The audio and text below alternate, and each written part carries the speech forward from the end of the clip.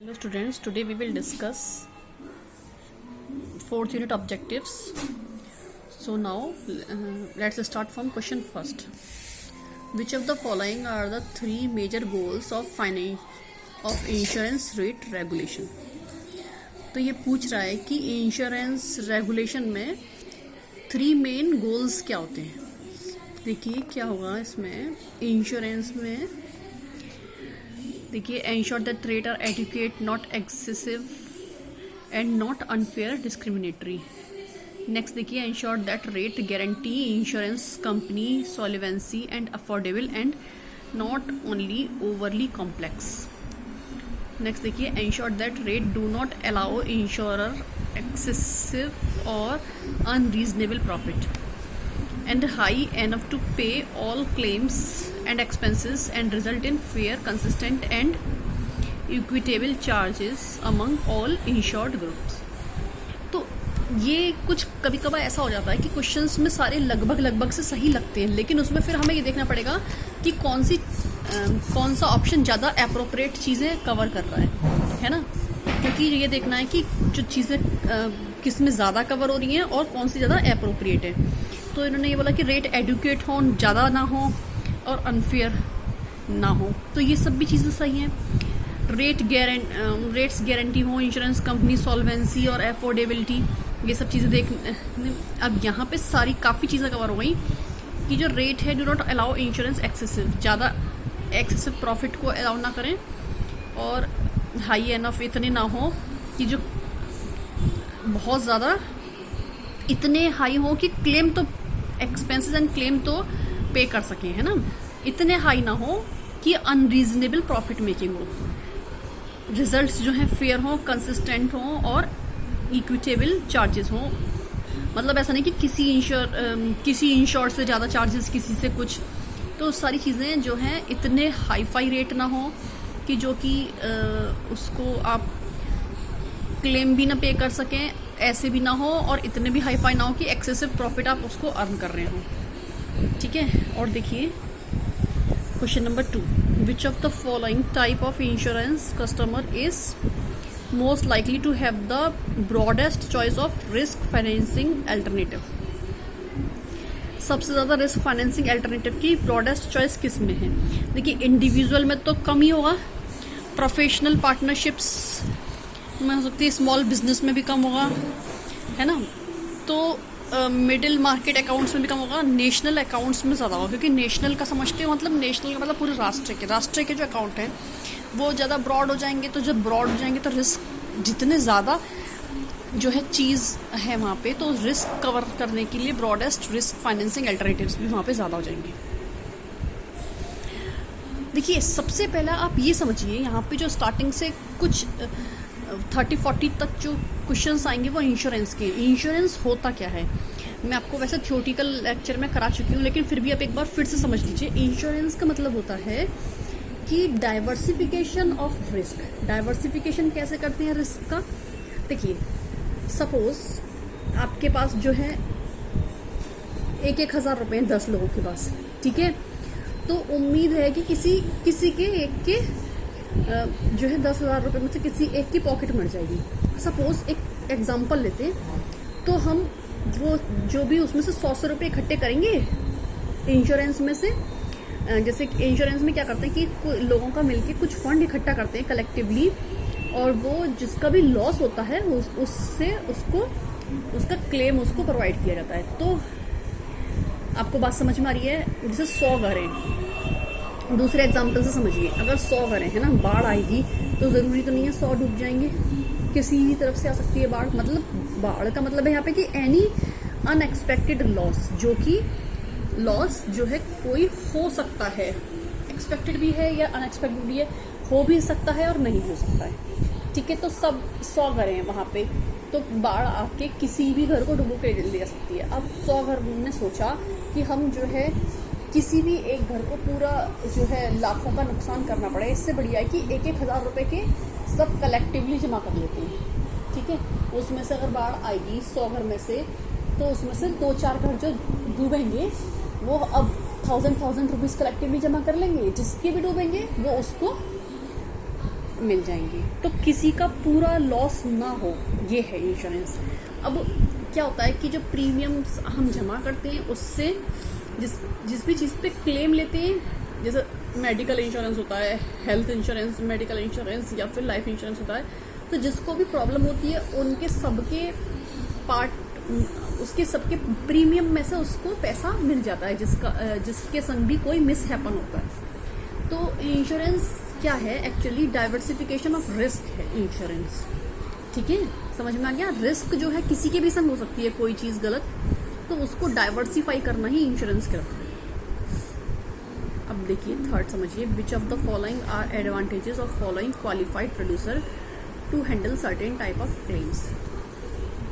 सो qualified producer जो है to handle certain types of claims, तो क्या करेंगे, लोअर लो एडजस्टमेंट एक्सपेंसेस, भाई एडजस्टमेंट एक्सपेंसेस को कम करेंगे। लार्जर पेमेंट ऑफ क्लेमेंट, जो क्लेम का है उसका पेमेंट प्रॉपर होगा, ऐसा नहीं कि इससे कम हो जाए। Quicker service of policy holder, जो पॉलिसी होल्डर है उसको क्या मिलेगा, सर्विस बहुत ही क्विक मिलेगी। बात समझ में आ रही है। तो इस केस में यहाँ पे तीनों ऑप्शंस होंगे कि जो क्वालिफाइड इन्वेस्टर्स हैं वो तीनों ही ये काम करेंगे। ठीक है, फोर्थ समझिए, which of the following is the principal method of determining a prospects insurance needs. Prospects insurance needs का मतलब समझिए, प्रोस्पेक्ट्स का मतलब है कि भावी, इंश्योरेंस नीड्स मतलब कौन से ऐसे फ्यूचर में पर्सन्स हो सकते हैं जो कि इंश्योरेंस आपसे खरीदेंगे, उनकी हम बात कर रहे हैं। प्रोस्पेक्ट्स इंश्योरेंस नीड्स, प्रोस्पेक्ट्स मतलब भविष्य में ऐसे कौन से लोग हो सकते हैं जो कि आपकी से इंश्योरेंस खरीदेंगे। ठीक है, तो having a conservation to determine what insurance coverage the prospects wants to purchase. ठीक है, नेक्स्ट क्या है, performing a thorough risk management review of the prospects loss exposure. भाई जिसको मालूम है कि लॉस और रिस्क को ज़्यादा मैनेज करना है, प्रोस्पेक्ट्स लॉस जो है वो ज़्यादा होने वाला है। नेक्स्ट क्या है, selling the prospects as much coverage as it can afford given its insurance purchasing budget. और क्या है, determining if the prospects insurance needs can be placed in the standard market.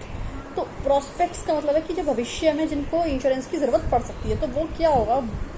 देखिए इस क्वेश्चन में ऑब्जेक्टिव नहीं दे रखा है, लेकिन इसका आंसर नहीं दे रखा है, लेकिन जो होना चाहिए वो बी होना चाहिए, क्योंकि जो रिस्क को डाइवर्सिफाई करना, तो रिस्क को जो प्रॉपरली अपना जज कर सकेगा वही आपका प्रोस्पेक्ट्स कस्टमर हो सकता है। ठीक है ना। तो देखिए अब फिफ्थ को देखिए, which of the following is an ethical obligation insurer have with regard to giving their superior knowledge of loss control and prevention. क्या बोला, एथिकल ऑब्लिगेशन क्या है इंश्योरर का। इंश्योरर वो होता है, इंश्योरर RER कंपनी है जो इंश्योरेंस कराती है, इंश्योर्ड वो होता है जो इंश्योरेंस करता है ना। Have with regard of using their superior knowledge of loss control and prevention. तो ऐसा कौन है जो कि अपनी नॉलेज को, सुपीरियर नॉलेज को उसमें क्या करता है, लगाता है लॉस को कंट्रोल करने में। तो अर्न अ प्रॉफिट ऑब्लिगेशन, ऐसा एथिकल ऑब्लिगेशन क्या है ये पूछा जा रहा है। तो प्रॉफिट को अर्न करना नहीं है। Provide fund for government sponsored disaster relief fund, ये है। इंश्योरेंस क्या, रिस्क मैनेजमेंट ही तो है। नेक्स्ट क्या है, decline coverage for exposure that may have a loss. ऐसे तो उसको कवरेज को क्यों कम करेंगे भाई, कवरेज को तो हम ज़्यादा करेंगे ना, जो रिस्क जो है, जो जहाँ पे लॉस होने वाला उसको तो हम ज़्यादा कवर करेंगे ना। नेक्स्ट क्या है, असिस्ट इन प्रिवेंटिंग और रिड्यूसिंग एक्सीडेंटल लॉस। हाँ, ये भी है कि जहाँ पर एक्सीडेंटल लॉस है वहाँ पे भी हम प्रिवेंट कर सकते हैं, ये भी इसका हो सकता है। क्योंकि सबसे पहले तो क्वेश्चन समझना बहुत इंपॉर्टेंट है। विच of the following is an ethical obligation. Ethical obligation मतलब एथिकली आपको क्या काम करना चाहिए। Obligation insurer have with regard, जो इंश्योरेंस कंपनी है उसके ऊपर क्या एथिकल ऑब्लिगेशन है, have with regard of using their superior knowledge of loss control and prevention. तो एथिकली उसका क्या काम है, एथिकली उसका क्या काम होना चाहिए? देखिए इसको समझिए, ये कोई कंसेप्चुअल चीज़ नहीं है, ये जो है ये समझने वाला, क्वेश्चन समझ में आ गया तो आंसर अपने आप निकल आएगा। एथिकली इंश्योरेंस कंपनी को क्या चीज़ होनी चाहिए, उसको क्या करना चाहिए? तो अर्न प्रॉफिट एथिक्स में तो नहीं आता। प्रॉफिट अर्न करना उसका कंपनी का अपना है भैया, उसको अपनी कंपनी का काम चलाना है, एथिक्स में नहीं आता। अभी सेकंड वाला बाद में देखेंगे, थर्ड वाला देखेंगे, decline coverage for exposure that में हैव अ लॉस। तो कवरेज तो भाई डिक्लाइन कर देंगे तो एथिकली उल्टा ही हो जाएगा ना। नेक्स्ट देखिए, असिस्ट इन प्रिवेंटिंग और रिड्यूसिंग एक्सीडेंटल लॉस। प्रिवेंटिंग और रिड्यूसिंग एक्सीडेंटल लॉस को कम करना, तो इसमें क्लेम प्रोवाइड करना नहीं है, कम करना। आप कैसे कम कर सकते हो एक्सीडेंटल लॉसेस को? लॉसेस जो होते हैं, अभी ये जो बात हो रही थी कि वो इस तरीके से समझा जा रहा था कि जो है उसको लॉसेस को कवर करना नहीं। मैंने खुद ही आपको बोला था कि ये हो सकता है, तो वो लेकिन ये है कि ये इसमें क्या है, इन्होंने क्या बोला है कि जो एक्सीडेंटल लॉसेस को जो है कम करना। आप एक्सीडेंट को कैसे रोक सकते हैं भाई? इंश्योरेंस कंपनी है आप, क्या आप एक्सीडेंट को रोक सकते हैं? नहीं रोक सकते ना। नेक्स्ट क्या है, discourage risk taking in business. Discourage करें कि नहीं, बिजनेस को रिस्क नहीं लेना चाहिए, ऐसा कर सकते हैं? ये भी नहीं कर सकते। तो एथिकली आपको ये है कि आपको अगर आपका अच्छा प्रॉफिट हो रहा है, अच्छी कंपनी चल रही है, तो आप अपने डिजास्टर मैनेजमेंट रिलीफ फंड में उसको पैसे दे सकते हैं। तो उस हिसाब से अदर ऑप्शंस में से यही ज़्यादा बेटर लग रहा है, इसलिए यही आंसर होना चाहिए। नेक्स्ट देखिए, which of the following is not included among an insurers claim represented. Insurer claim represented में क्या चीज़ नहीं आती? इंश्योरर क्लेम रिप्रेजेंटेड, इंश्योरेंस का क्लेम कौन कर सकता है? इंश्योरेंस एजेंट कर सकता है, ब्रोकर कर सकता है, इंडिपेंडेंट क्लेम एडजस्टर कर सकता है, पब्लिक क्लेम एडजस्टर कर सकता है, मैनेजिंग जनरल एजेंट्स कर सकते हैं, स्टाफ नहीं कर सकता। इंश्योरेंस कंपनी का स्टाफ भी कर सकता है क्या क्लेम? वो जब पॉलिसी होल्डर है तभी कर सकता है, ठीक है ना। ये सारे जो क्वेश्चन है 6 तक के तो कम से कम बिल्कुल जर्नल टाइप के से क्वेश्चन है, जिसमें कोई कंसेप्ट नहीं है, लेकिन ये कैसे सॉल्व होंगे अच्छी तरह से पढ़ के बस। Which of the following is not a reason why reinsurance is purchased. अब देखिए यहाँ से कंसेप्ट शुरू हो गई। री इंश्योरेंस क्या होता है इसको समझिए। An insurance that an insurance company purchase from another insurance company. एक इंश्योरेंस इंश्योरेंस कंपनी से दूसरी इंश्योरेंस कंपनी खरीदती है तो वो क्या कहलाता है? री इंश्योरेंस, ठीक है। एक इंश्योरेंस कंपनी से दूसरी इंश्योरेंस कंपनी खरीदती है तो वो क्या कहलाएगी? री इंश्योरेंस, ठीक है। नेक्स्ट देखिए, which of the following factor does not result in higher premium on commercial property.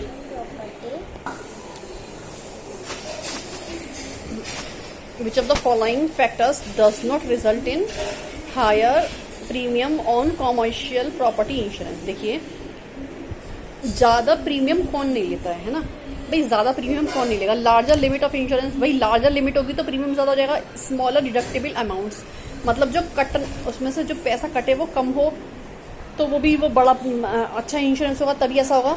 Broader covered causes of loss, भाई जितना ज़्यादा आप लॉस कवर करेंगे उतना ज़्यादा आपको प्रीमियम देना पड़ेगा। हायर को इंश्योरेंस रिक्वायरमेंट, ज़्यादा रिक्वायरमेंट है तो ज़्यादा हो जाएगा। अब देखिए नेक्स्ट देखिए, additional optional coverage. Optional coverage मतलब या तो ये या ये, ठीक है ना। ऑप्शनल कवरेज ज़्यादा हो तो ठीक है। क्वेश्चन नंबर 9 का देखिए, limit of FDI in insurance sector. देखिए लिमिट ऑफ एफडीआई जो थी पहले 49 थी, अब ये बढ़ के जो लिमिट है वो 74 हो गई 2012 में। इसको ध्यान रखिएगा, 49 पहले थी और अब 74 हो गई है नए वाले के अकॉर्डिंग। नेक्स्ट देखिए, largest life insurance company in India is LIC है।